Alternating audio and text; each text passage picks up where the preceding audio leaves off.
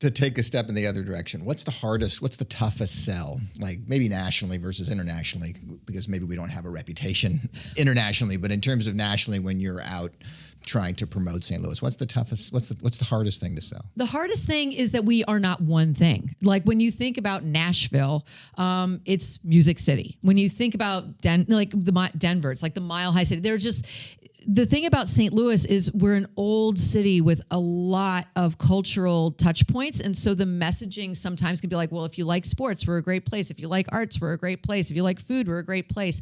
So that's part of what we're kind of looking at now is how do we really cement the identity of St. Louis to make that messaging more clear? Because St. Louis, the Arch, obviously, everybody knows the Arch, and it's a bucket list destination.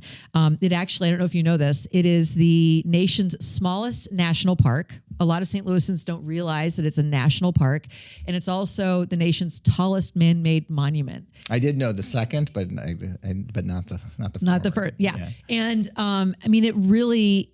It's kind of bizarre that it was even built. I mean, when you think about like just the fact that it is this 630-foot modernist sculpture that you can actually travel up in these like weird little elevator pods. Anyway, so I think that that's one of the hardest things is like what truly is the identity of St. Louis, because it is so diverse.